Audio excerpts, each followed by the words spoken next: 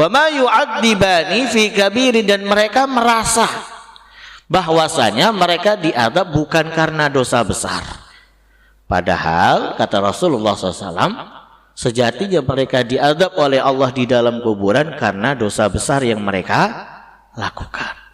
Mereka orang mukmin, tapi karena mereka melakukan dosa besar, maka kemudian Allah mengazab mereka di dalam kuburan mereka.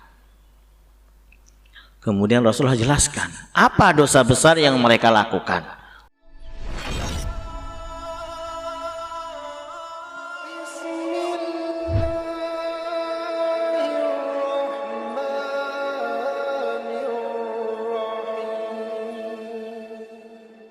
Bismillahirrahmanirrahim. Assalamualaikum warahmatullahi wabarakatuh.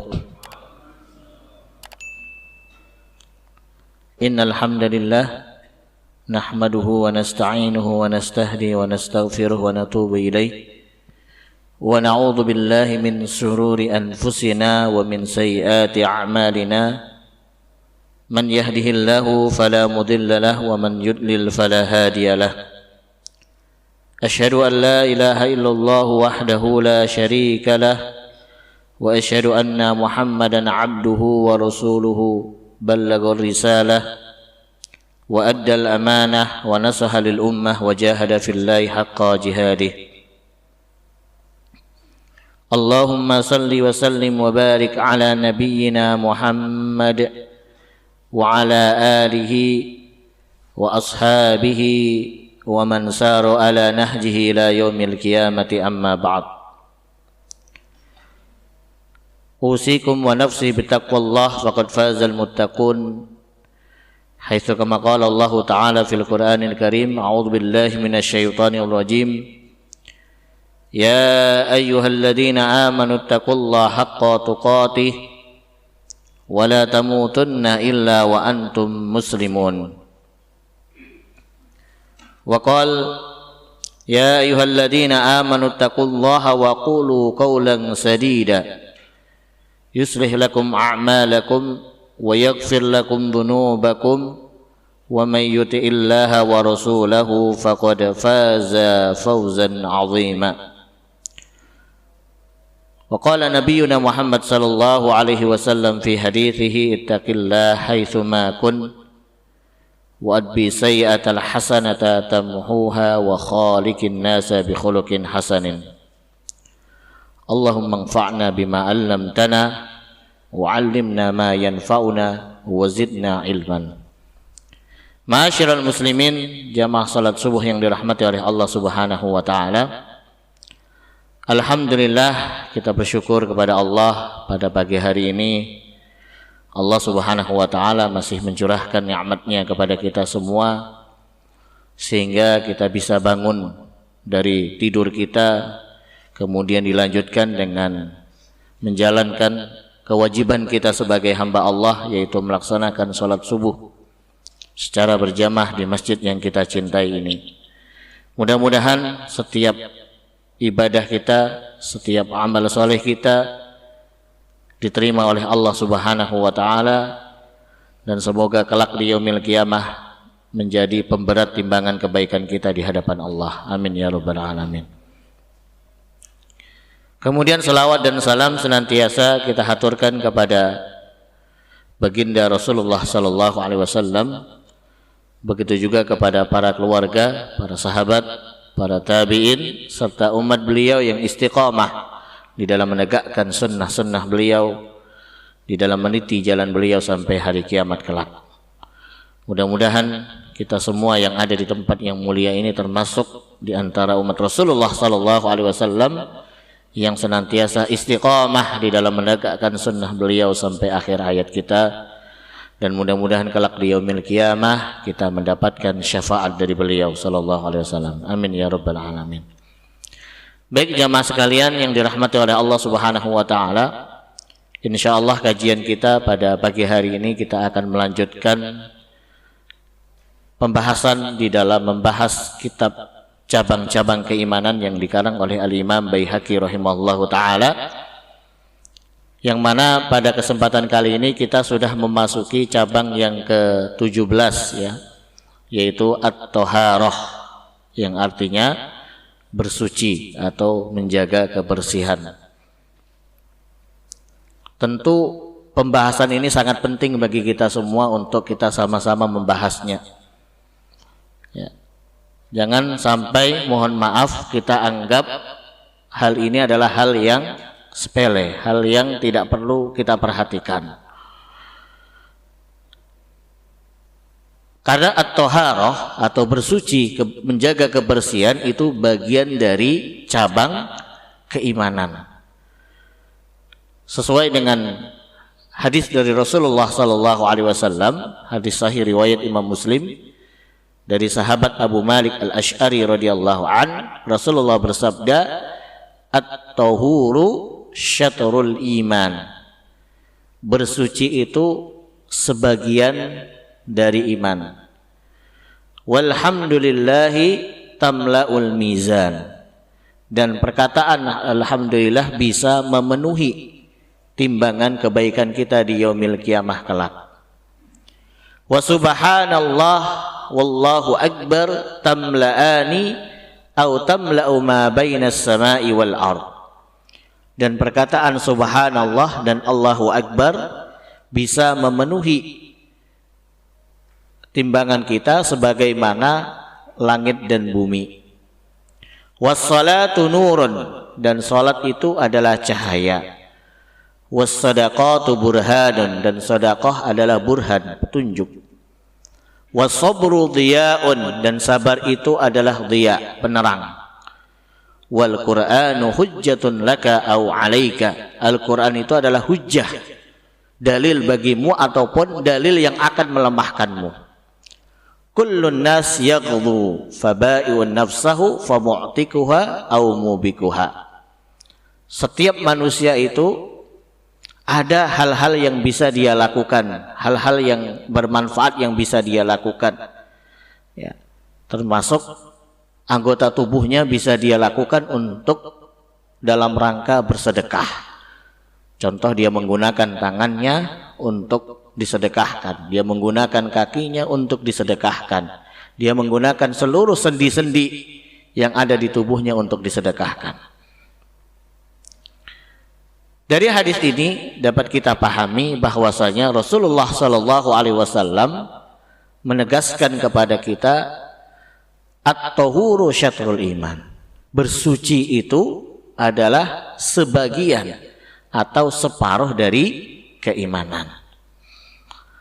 Maka kemudian sebelum kita membahas tentang pengertian thaharah dan macam-macam thaharah serta keistimewaan dan keutamaan orang yang menjaga kesuciannya, maka terlebih dahulu kita akan menceritakan beberapa kisah yang ada kaitannya dengan at-thaharah, yang ada kaitannya dengan bab yang kita pelajari pada pagi hari ini.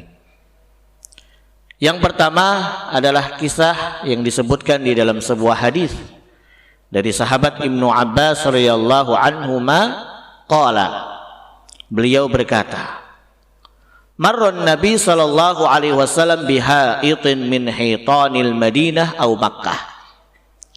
Pernah suatu hari Rasulullah SAW bersama beberapa para sahabat-sahabatnya berjalan ya, ke tempat pemakaman ataupun tempat kuburan yang ada di Madinah atau yang ada di Mekah. Fasami'a sauta insanaini yu'adzibani fi kuburihima. Kemudian Rasulullah mendengar, ya, beliau mendengar, sedangkan para sahabatnya tidak mendengar, yang mendengar hanya Rasulullah. Apa yang beliau dengar? Insanaini yu'adzibani fi kuburihima. Dua suara, ya, dua manusia yang sedang saat itu sedang diazab di dalam kuburan mereka. Jadi ada dua orang yang sedang diazab oleh Allah Subhanahu wa taala di dalam kuburannya. Rasulullah mendengarkan itu. Sedangkan para sahabatnya tidak mendengarkan. Faqala Nabi sallallahu alaihi wasallam, maka kemudian Rasulullah pun mengatakan kepada para sahabatnya.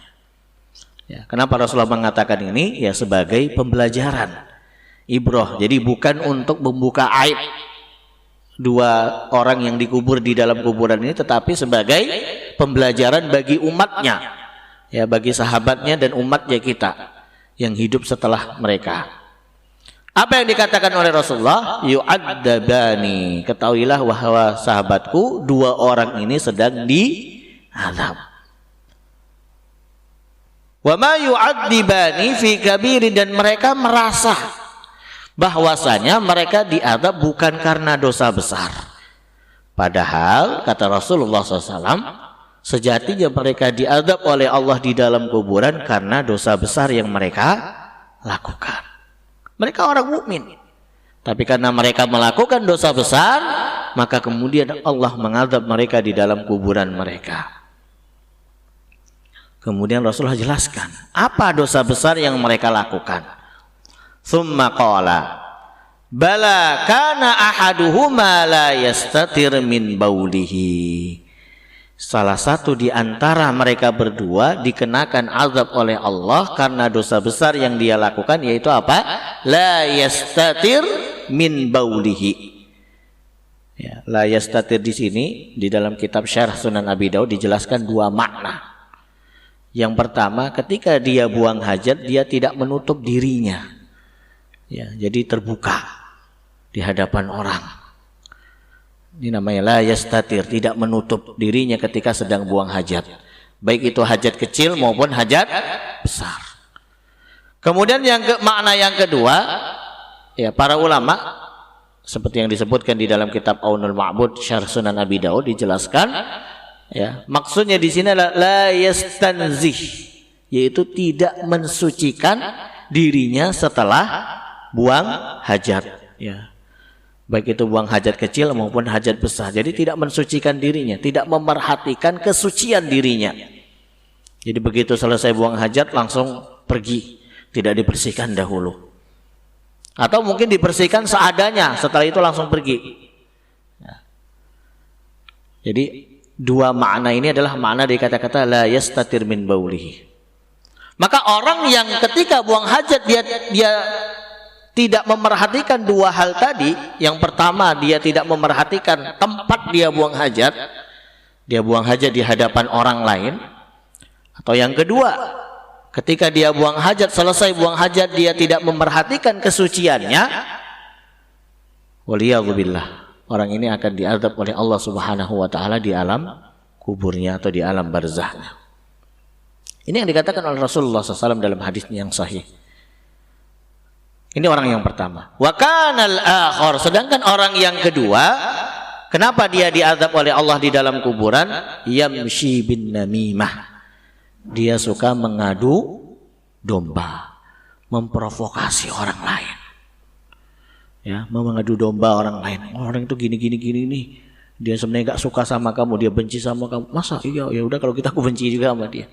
Hati-hati. Waliyadzubillah. An-namimah, suka mengadu domba, suka memprovokasi orang lain untuk melakukan dan membenci orang lain. Waliyadzubillah.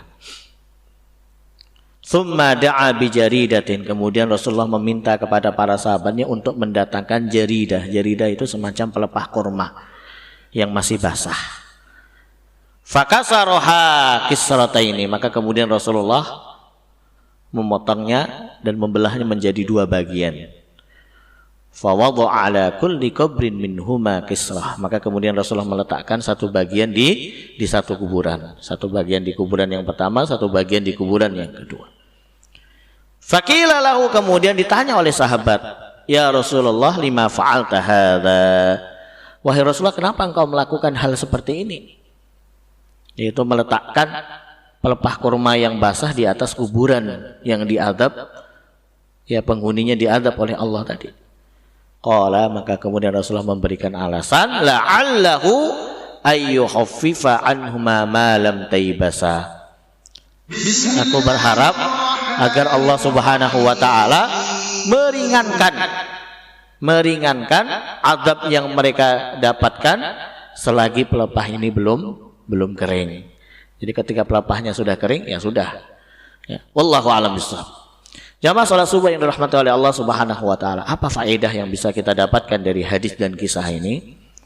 yang kita garis bawahi ya sesuai dengan tema pembahasan kita pada pagi hari ini adalah ya, salah satu dari penghuni kuburan yang disiksa oleh Allah di alam barzahnya atau di alam kuburannya adalah la yastatir min baulihi. Ketika dia tidak memerhatikan di saat dia sedang buang hajat, tidak memerhatikan keadaan di sini ya dia buang hajat di sembarang tempat. Walaupun di hadapan orang lain dia pede saja, walaupun di hadapan temannya dia pede saja. Maka orang seperti ini waliyadzubillah hati-hati. Kemudian yang kedua, ketika selesai buang hajat dia tidak membersihkan dan mensucikan hajatnya dengan sempurna. Ya, sehingga masih ada sisa-sisa kotoran waliyadzubillah yang kemudian dia tidak memerhatikan hal itu. Maka orang yang seperti ini waliyadzubillah akan dikenakan azab oleh Allah Subhanahu wa taala di alam barzahnya. Oleh sebab itu jamaah sekalian, bagaimana supaya kita tidak diazab oleh Allah? Maka tinggalkan hal tadi. Yang pertama, ketika buang hajat carilah tempat yang tersembunyi. Ya, tempat yang tidak dilihat oleh orang lain. Alhamdulillah kita punya WC, kita punya kamar mandi yang tertutup. Kemudian yang kedua, ketika selesai buang hajat maka perhatikanlah kesuciannya, perhatikanlah kebersihannya. Jangan sampai ya selesai buang hajat langsung ya kita memakai celana dan tidak memerhatikan kesuciannya. Waliyadzubillah. Kemudian hadis yang kedua, waqad sabata fi sahihaini wa ghairihima anna Rasulullah, terdapat di dalam hadis yang sahih riwayat Imam Bukhari dan Muslim, bahwasanya pernah suatu hari Rasulullah sallallahu alaihi wasallam berkata kepada sahabat Bilal bin Rabah radhiyallahu an inda salatil fajri, ketika salat subuh, ya Bilal, haddatsani bi arja amalin amiltahu fil Islam, tolong jelaskan kepadaku apa satu amalan yang engkau lakukan di dalam Islam yang aku tidak ketahui. Fa inni sami'tu duffana 'alaika baina yadayya fil jannah, karena aku mendengarkan suara duffana 'alaik, yaitu suara terompah ataupun sandal yang engkau pakai di dalam surganya Allah Subhanahu wa taala. Jadi Rasulullah mendengarkan suara terompah atau sandalnya sahabat Bilal di dalam surga Allah. Qala, maka sahabat Bilal pun menjawab, ma amiltu amalan arja inda anni lam utahhir tahuran, tidaklah satu amalan yang saya lakukan wahai Rasulullah kecuali saya senantiasa menjaga kesucian diri saya. Saya senantiasa menjaga kebersihan. Ya, para ulama mengatakan maksudnya di sini sahabat Bilal tidak pernah lepas dari wudhunya. Jadi ketika beliau selesai buang hajat, ya ketika beliau selesai buang angin dan sebagainya, beliau langsung wudhu walaupun tidak dalam kondisi ingin melaksanakan sholat sekalipun. Jadi dalam keadaan suci terus, dalam keadaan berwudhu. Ya. Sa'atan lailau au nahar, baik itu di malam hari maupun di siang hari, 24 jam dalam keadaan suci.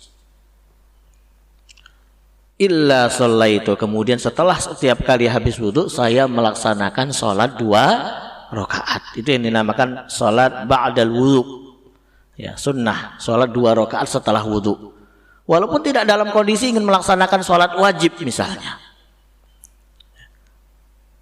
Dan ternyata inilah amalan yang mengantarkan sahabat Bilal bin Rabah radhiyallahu an ke dalam surganya Allah Subhanahu wa taala. Dia senantiasa menjaga kesucian dirinya. Ya, begitu selesai buang hajat, buang angin, langsung wudu walaupun tidak dalam kondisi ingin sholat. Begitu selesai wudu, beliau tidak lupa untuk melaksanakan sholat 2 rakaat walaupun tidak harus di masjid, dimanapun. Ya, di rumahnya, dimanapun beliau berada, ketika buang hajat beliau cari air kemudian wudhu. Setelah wudhu sholat 2 rakaat. Kemudian 10 menit kemudian buang hajat lagi, buang angin lagi, wudhu lagi. Setelah itu sholat lagi 2 rakaat. Terus seperti itu. Dan ternyata inilah amalan yang mengantarkan sahabat Bilal bin Rabah radhiyallahu an, sandalnya sudah sampai dulu ke dalam surganya Allah Subhanahu wa taala. Wallahu a'lam bishawab. Apa faedah yang bisa kita petik dari hadis ini, dari kisah ini? Mari kita jaga kesucian diri kita. Kalau perlu setiap waktu kita berwudu, walaupun tidak dalam kondisi ingin melaksanakan sholat. Ya, jaga kesucian diri kita. Habis buang hajat, habis buang angin, ya kan lagi kerja misalnya, wow, kok kamu wudu memang mau sholat? Enggak, wudu itu tidak harus mau sholat. Saya ingin menjaga kesucian diri saya. Dan jangan lupa ketika setiap kali selesai wudu, sholat 2 rakaat. Kapanpun, di kantor, dimanapun kita berada, di rumah kita atau di masjid, silakan sholat 2 rakaat. Ya, nih. Kemudian hadis yang ketiga, An Abi Hurairah radhiyallahu anhu qala, hadis yang diriwayatkan oleh Abu Hurairah radhiyallahu anhu. Beliau menceritakan, pernah suatu hari bala a'rabi fil masjid. Ada seorang A'rab. A'rab itu adalah seorang Arab Badui, mohon maaf, buang air di masjidnya Rasulullah. Ya, buang air di masjidnya Rasulullah SAW. Datang ke masjid Rasulullah, kemudian buang air di masjid Rasulullah. Faqaman nas. Maka kemudian sahabat yang ketika itu sedang berkumpul dengan Rasulullah lihat kejadian itu. Apa yang terjadi? Faqaman nas liyaqa'u fihi. Sahabat Rasulullah berdiri marah. Ya kan? Mau dicegat itu orang. Faqala Nabi, tapi Rasulullah mengatakan da'auhu, biarkan saja, jangan dulu, jangan dicegah. Biarkan dulu. Biarkan dia selesai buang hajatnya, jangan dicegah. Wa ariku ala baulihi sajalan min ma'in. Kemudian setelah orang Arab Badui itu selesai buang hajat, Rasulullah memerintahkan para sahabatnya untuk mengambil air, ya, 1 ember air, ya, dan memerintahkan untuk apa? Disiram. Fa innama bu'istum muyassirin wa lam tab'atsu mu'assirin. Sungguh aku diutus oleh Allah untuk memberikan keringanan dan kemudahan, dan aku tidak diutus oleh Allah untuk memberikan kesulitan, kata Rasulullah. Kenapa Rasulullah membiarkan orang Arab Badui ini menyelesaikan dulu buang hajatnya baru kemudian disiram oleh Rasulullah? Rasulullah tidak mencegah para sahabatnya supaya tidak mencegah orang ini ketika di saat buang hajat, karena kalau dicegah di tengah jalan akan banyak madorotnya. Para ulama mengatakan, yang pertama, ketika dia menahan buang hajatnya itu akan membahayakan kesehatannya. Baru buang hajat baru setengah ditahan, diberhentiin, itu bahaya dari sisi kesehatan. Itu yang pertama. Kemudian yang kedua, kalau tidak ditahan pun justru najisnya itu akan kemana-mana, tercecer kemana-mana, dan itu lebih mudarat lagi. Makanya sama Rasulullah para sahabat dilarang untuk mencegah, biarkan dulu, biar najisnya itu hanya di tempat itu saja. Maka kemudian setelah selesai, Rasulullah memerintahkan para sahabat untuk menyiramnya. Setelah disiram, baru kemudian orang Arab Badui tadi dipanggil oleh Rasulullah, dijelaskan secara baik-baik. Inna hadzal masjid makanun ya'budullah, ya, makanun fihi ibadah wassalat wal du'a wal zikir. Masjid ini adalah tempat untuk beribadah, tempat untuk sholat, tempat untuk doa, zikir, baca Al-Quran dan sebagainya, bukan tempat untuk buang hajat. Dijelaskan oleh Rasulullah baik-baik. Ya, maka kemudian orang Arab Badui tadi mengerti, dia meminta maaf, setelah itu dia pergi. Nah, dari hadis ini dapat kita pahami, yang pertama, pentingnya menjaga kebersihan di tempat di mana kita melaksanakan ibadah sholat. Pentingnya menjaga kesucian. Ya, jangan sampai kita sholat di tempat-tempat yang dipenuhi dengan najis. Ya, terutama mohon maaf bagi bapak dan ibu yang di rumahnya punya binatang peliharaan. Contohnya apa? Kucing. Maka diperhatikan. Jangan sampai kita sholat di tempat di mana kita nggak menyadari di tempat itulah kucing kita buang hajat, misalnya pipis ataupun buang hajat, buang yang air yang besar dan sebagainya. Maka diperhatikan, ya. Yang punya tempat peliharaan, punya hewan peliharaan, ya kalau bisa tempat tinggalnya setiap hari dibersihkan, ya.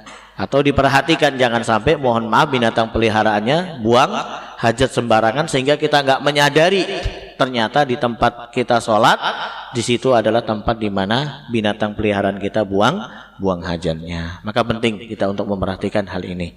Wallahu a'lam bishawab. Itu tadi beberapa kisah, beberapa hadis yang kita bacakan ya yang ada hubungannya dengan tema kita pada pagi hari ini.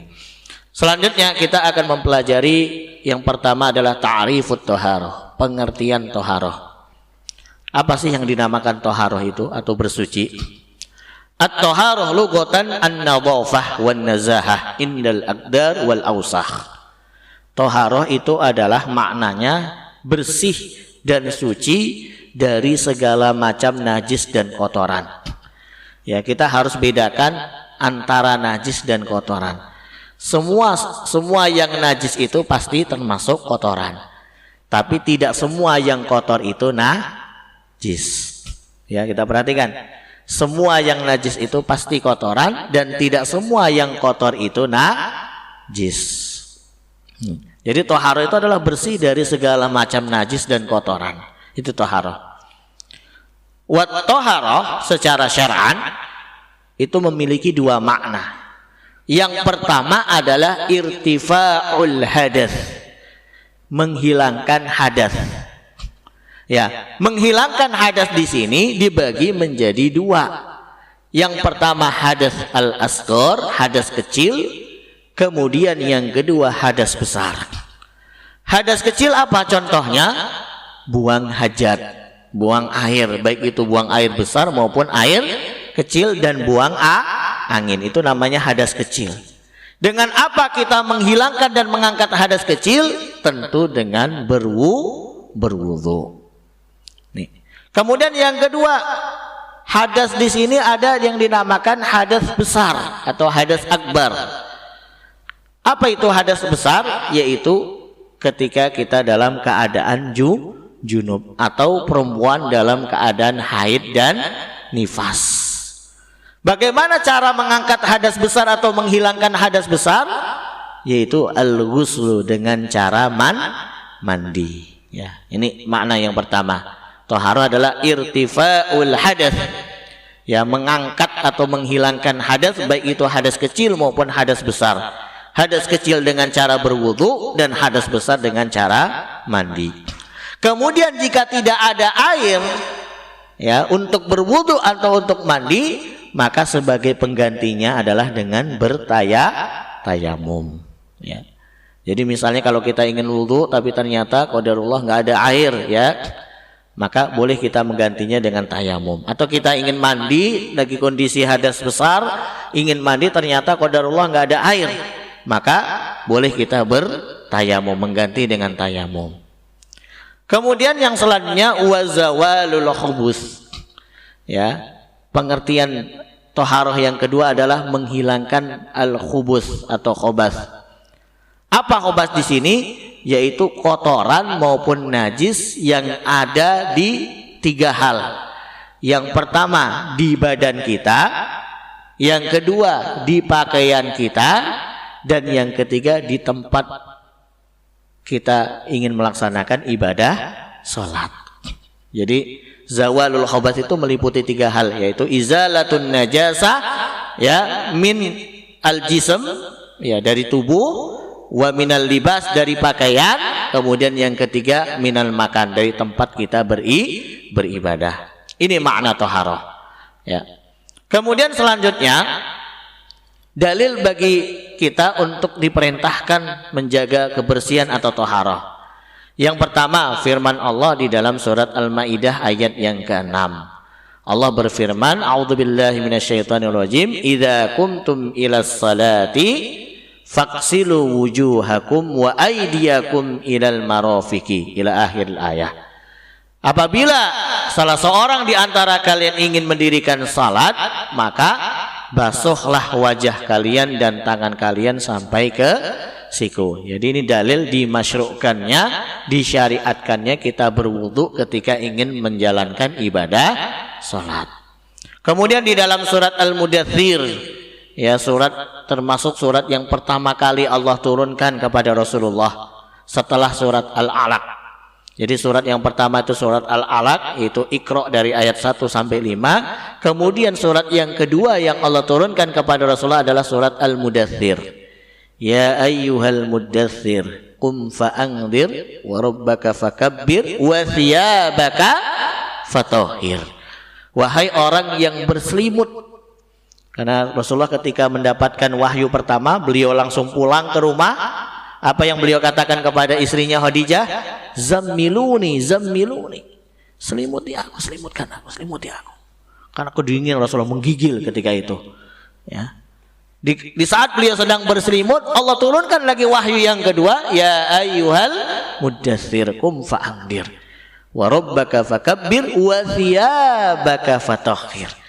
Di antara yang diperintahkan oleh Allah kepada Rasulullah dalam surat Al-Muddatsir adalah wa thiyabaka fatahhir, dan pakaianmu hendaklah kamu bersihkan, hendaklah kamu sucikan. Kemudian dalil yang lain dalam hadis Rasulullah bersabda, la yaqbalullah azza wa jalla salatan bighairi tahur. Allah tidak akan menerima salat seseorang tanpa bersuci. Ya, sehusyuk apapun kita salat, sebagus apapun salat kita, tapi kalau tidak didahului dengan bersuci, tidak akan diterima oleh Allah Subhanahu wa ta'ala. Makanya para ulama mengatakan thaharah itu termasuk syaratun li sihhatis shalah, termasuk syarat diterimanya atau syarat sahnya salat kita. Kemudian dalam hadis yang lain Rasulullah juga bersabda, wa'lamu anna khairu a'malikum as-shalah wa la yuhafid 'alal wudu illa mu'min. Ketahuilah bahwasanya amalan yang terbaik, amalan yang paling bagus yang kalian lakukan adalah ibadah sholat. Dan tidak ada yang menjaga wudhunya ketika dia ingin melaksanakan ibadah sholat kecuali hanya orang-orang yang beriman.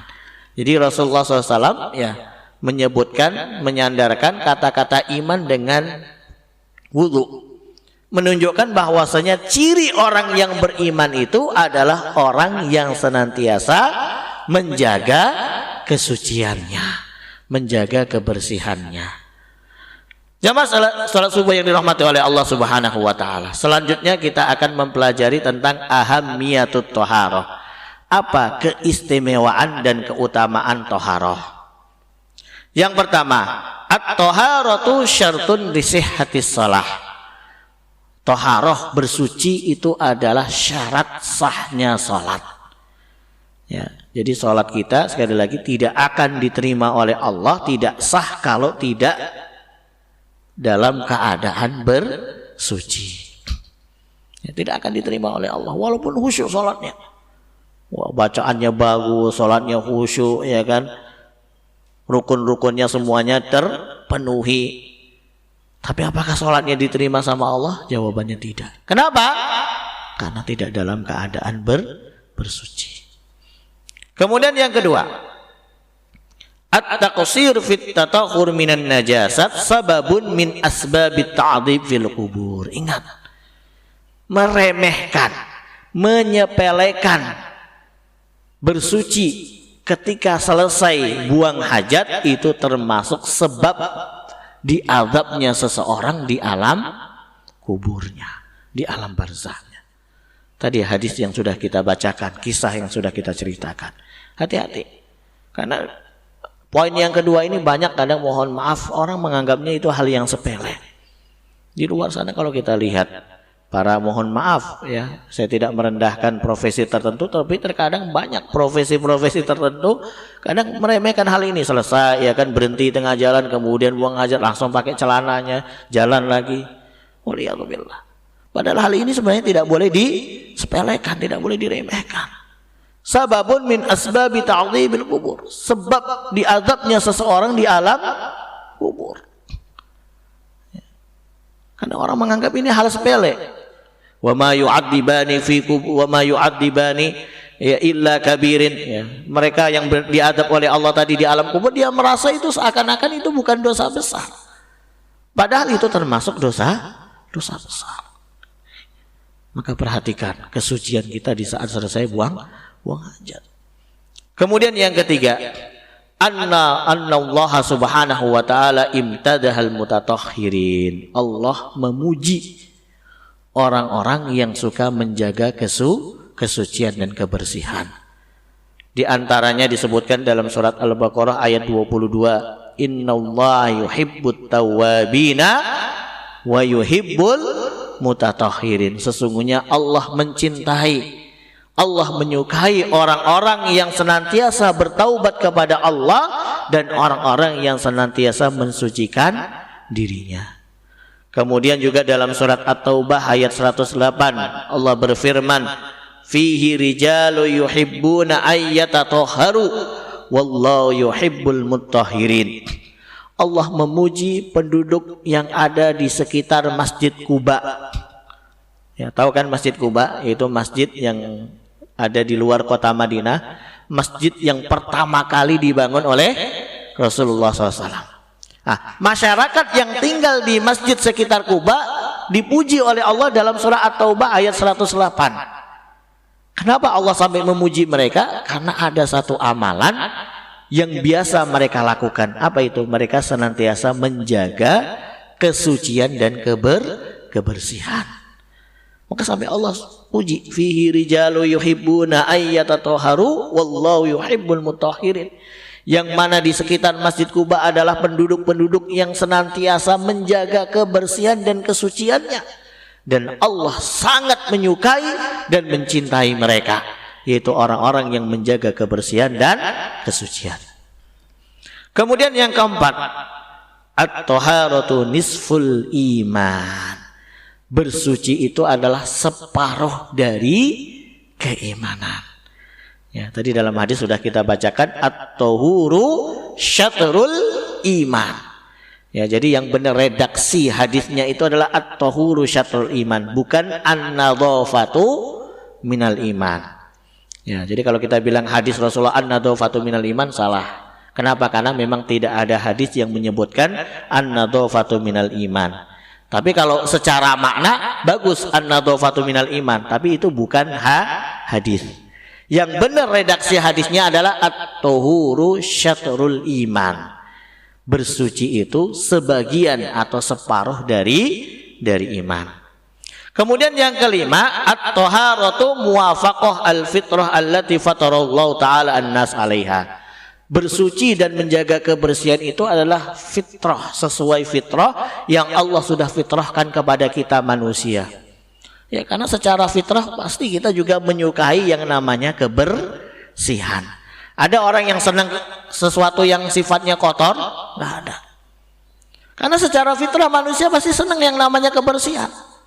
Ya, buktinya apa? Kalau kita misalnya jalan, ya kan, safar, kemudian kita mau mampir makan, ya kita lihat warung yang pertama kali yang kita lihat, warung yang menjaga kebersihannya. Biasanya yang pertama kali kita lihat, wah warung ini kotor, ya kan, mohon maaf ya kalau istilahnya nggak higienis. Ya, nggak menjaga kebersihan, ya udah nggak usah cari warung yang lain. Biasanya kan seperti itu. Beda kalau warungnya itu bersih, walaupun makanannya rasanya nanti pas-pasan nggak masalah. Yang penting kebersihan dulu yang kita perhatikan. Kenapa? Karena sesuai fitrah kita manusia, senang dengan namanya kebersihan, senang yang namanya kesucian. Ya, karena inilah fitrah yang sudah Allah Subhanahu Wa Taala berikan kepada kita manusia.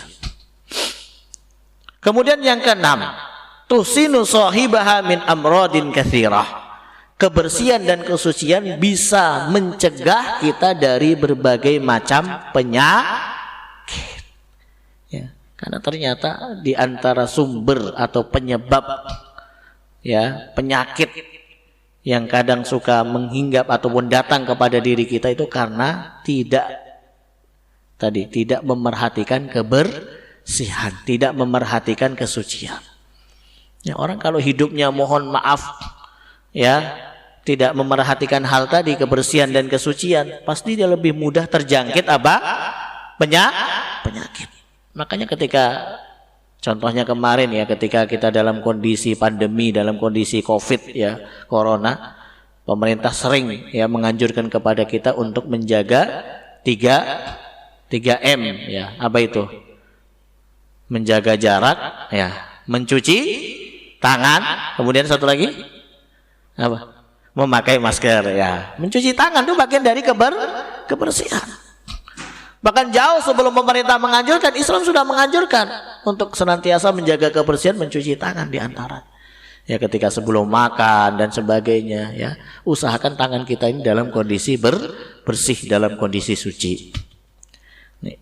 Kemudian yang ketujuh, keistimewaan toharo adalah sababun fi dukhulil jannah, sebab seseorang dimasukkan oleh Allah ke dalam surga. Ya tadi, contohnya siapa? Sahabat Bilal bin Rabah radhiyallahu anhu.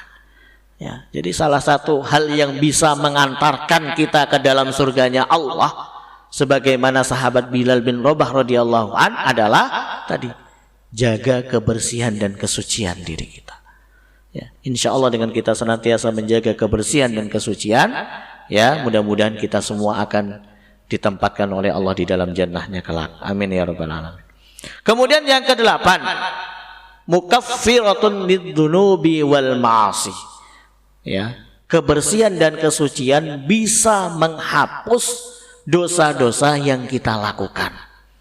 Dalam sebuah hadis Rasulullah SAW bersabda, ya tentang wudhu ini ya, misalnya, kalau kita berwudhu, setiap tetesan-tetesan air hasil dari wudhu yang kita lakukan di anggota tubuh wudhu kita, maka itu berguguran dosa-dosa kita.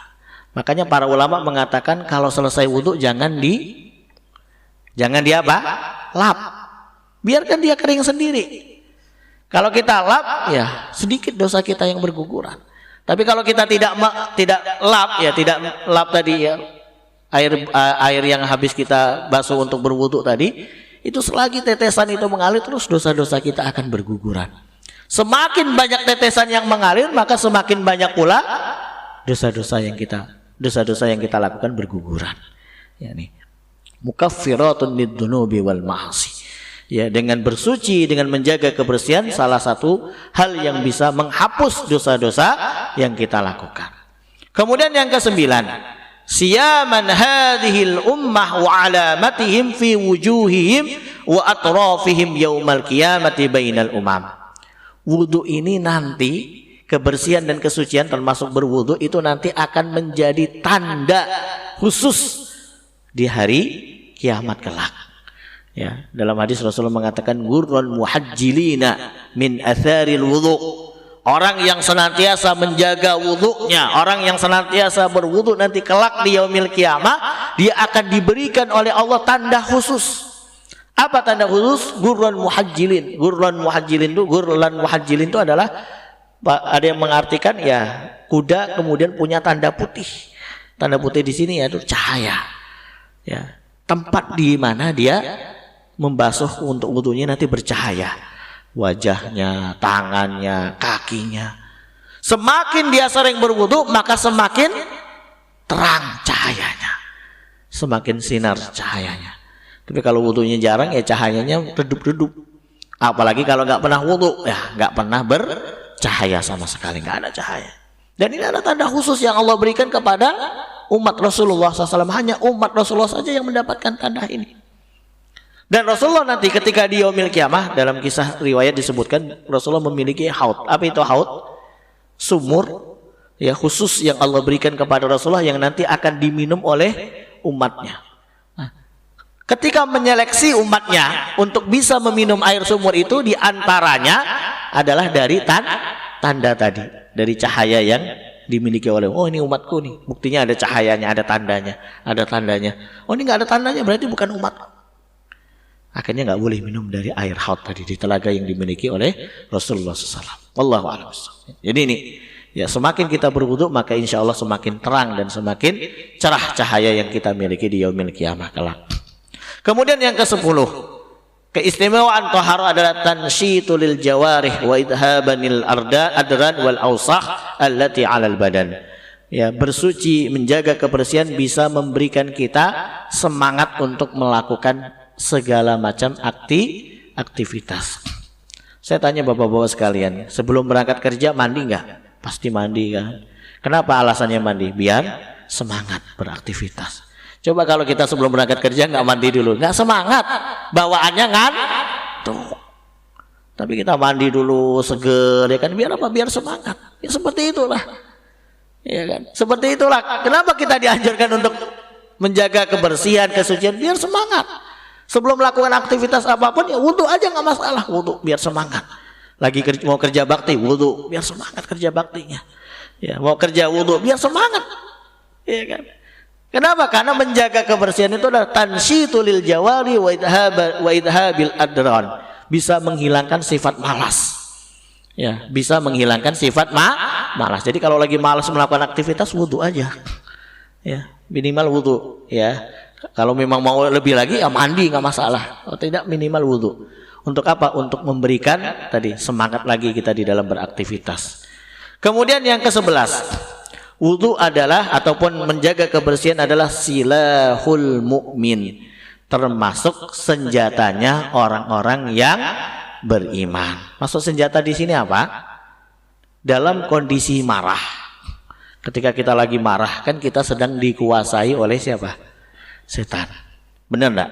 Maka bagaimana caranya supaya kita bisa mengalahkan setan yang saat itu sedang menguasai kita? Rasulullah memerintahkan kita untuk apa? Berwudu. Berwudu. Karena itu adalah sila kita, senjata kita di dalam melawan setan, berwudu. Karena dengan berwudu insya Allah kita bisa mengalahkan setan yang saat itu sedang menguasai kita. Termasuk contohnya misalnya kita lagi bangun tidur kan ngantuk banget, ya kan? Itu di saat itu kalau kita lagi dalam kondisi malas untuk bangun dari tidur karena saking ngantuknya, itu di saat itu setan sedang menguasai kita. Bagaimana supaya kita bisa mengalahkan setan yang sedang menguasai kita? Segera ambil air wudu. Nih, silahul mukmin. Karena sekali lagi berwudu itulah senjatanya orang-orang beriman. Kemudian yang selanjutnya, da'a al-malak lahu bil maghfirah. Dengan kita berwudu, dengan kita menjaga kebersihan, maka para malaikat-malaikat senantiasa mendoakan ampunan untuk kita. Ya, jadi sering ketika kita berwudu, menjaga kebersihan, menjaga kesucian, maka sering didoakan oleh para malaikat-malaikat Allah. Kemudian yang selanjutnya adalah yarfa'u sahibuha bihad darajat. Ya, akan mengangkat derajat seorang hamba di sisi Allah Subhanahu wa taala. Dengan kita menjaga kebersihan, dengan kita menjaga kesucian, ya apalagi sering berwudu, maka insya Allah ya derajat kita, kedudukan kita nanti akan diangkat oleh Allah, bukan hanya di dunia tetapi nanti di akhirat kelak. Itu tadi beberapa keutamaan dan keistimewaan ya ketika kita toharoh ya, menjaga kebersihan dan kesucian kita. Kemudian selanjutnya yang terakhir yang perlu kita perhatikan di dalam menjaga kebersihan dan kesucian adalah sunanul fitrah. Ya, sunnah-sunnah ya, hal-hal yang harus kita perhatikan di dalam menjaga kebersihan dan kesucian. Ada 10 sunanul fitrah yang diperintahkan oleh Rasulullah bagi kita untuk menjaganya. Yang pertama, qassus syarib. Disunahkan dan dianjurkan bagi kita untuk qassus syarib. Apa itu qassus syarib? Mencukur kumis. Itu yang pertama. Kemudian yang kedua, i'fa'ul lihyah. Dianjurkan bagi kita untuk memelihara jenggot. Kemudian yang ketiga, as-siwak. Dianjurkan bagi kita untuk apa? Siwak. Ya, saya sering, ya inilah kadang sunnah yang sering kita tinggalkan, yaitu siwak. Termasuk, mohon maaf, saya pribadi juga demikian. Ini padahal sunnah, siwak. Ya, bisa tidak diganti dengan gosok gigi? Ya mungkin secara kebersihan bisa, tetapi secara sunnah nggak bisa. Ya tetap harus siwak. Kemudian yang selanjutnya istinsyaqul ma', yaitu memasukkan air ke hidung. Ini juga bagian fitrah.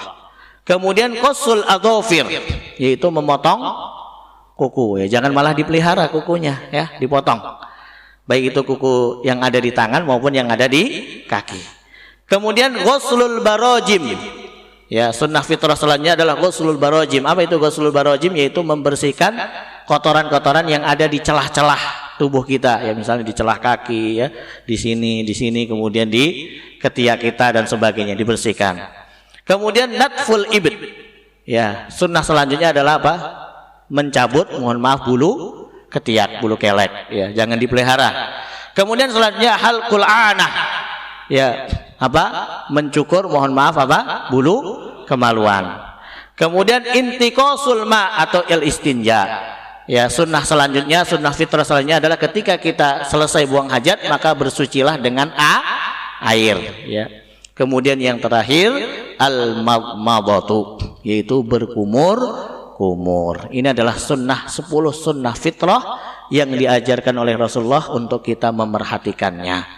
Bahkan sahabat Anas bin Malik radhiyallahu anhu mengatakan, "Wukita lana fi qassi syarib." Kita diberikan waktu oleh Rasulullah maksimal, batas maksimal mencukur kumis, memotong kuku, mencabut bulu ketiak, kemudian mencukur mohon maaf bulu kemaluan, itu jangan sampai lebih dari 40 hari. Aktsar min arba'ina lailah. Ya, hadis sahih riwayat Imam Muslim. Jangan lebih 40 hari ya, paling maksimal 40 hari maksimal. Ya. Ya, kalau bisa ya kurang dari 40 hari silakan, tapi kalau jangan sampai lebih dari 40 hari. Ya, tapi bukan berarti ketika lebih dari 40 hari kemudian haram dan sebagainya, enggak. Dianjurkan jangan sampai lebih dari 40 hari. Wallahu a'lam bishawab. Itu tadi ya sunnah-sunnah fitrah yang harus kita perhatikan di dalam menjaga kebersihan dan kesucian diri kita. Mudah-mudahan kita termasuk orang-orang yang senantiasa menjaga kebersihan dan kesucian kita. Amin ya rabbal alamin.